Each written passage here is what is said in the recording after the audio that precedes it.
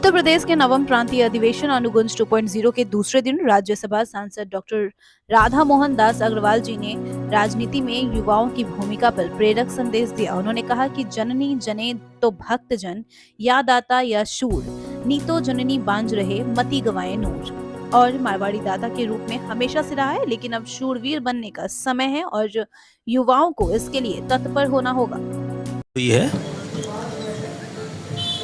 आज प्रदेश के अपने मारवाड़ी समाज के सारे नौजवान जो इस देश का भविष्य है, जिनके मन में समाज की साधना है, समाज के लिए काम करना चाहते हैं, जिनके पूर्वजों ने इन्हें यही सिखाया है कि अपने लिए जीने से ज़्यादा ज़रूरी है दुनिया के लिए जीना। आज ऐसे नौजवान इकट्ठा हुए हैं पिछले 2 दिनों से, और सब अपने अपने नगरों से जहाँ जहाँ से आए हैं, ये सब सर्वप्रतिष्ठित बहुप्रतिष्ठित व्यक्तित्व हैं, और इन्होंने अपने अपने नगरों में अपनी सफलता के 4 चांद लगाए हैं, इतिहास कायम किया है। मुझे पूरा विश्वास है कि आने वाले समय में हमारा समाज, मैं स्वयं भी इसी समाज से आता हूँ, पहले से और बेहतर होगा और जागरूक होगा, देश और राष्ट्र के निर्माण में अपनी और बेहतर भूमिका का निर्माण करें। कई तरह का दिशा निर्देश आपने आज दिया है राजनीति को लेकर आगे बढ़ने के लिए। देखिए, ये लोकतंत्र का समय है और लोकतंत्र में राजनीति की उपेक्षा नहीं हो सकती। लोकतंत्र में अगर कुछ भी आप बेहतर करना चाहते हैं तो लोकतांत्रिक रास्तों का प्रयोग न करना, ये लोकतंत्र में विश्वास न रखने जैसा है।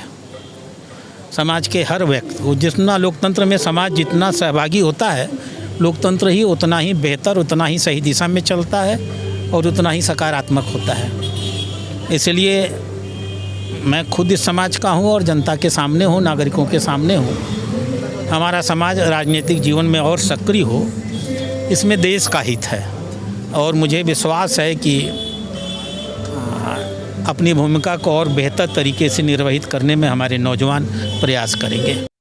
वहीं प्रसिद्ध मोटिवेशनल स्पीकर केशव जैन ने सदन को संबोधित किया। केशव जैन ने बताया कि आपके आसपास की नेगेटिव पॉजिटिव एनर्जी आपके व्यक्तित्व को प्रभावित कर सकती है। उन्होंने जापान के प्रसिद्ध वैज्ञानिक की रिसर्च का हवाला देते हुए बताया कि इंसान के अंदर 72% पानी होता है, जो आसपास की एनर्जी के आधार पर चार्ज होता है और आपके व्यक्तित्व को प्रभावित करता है।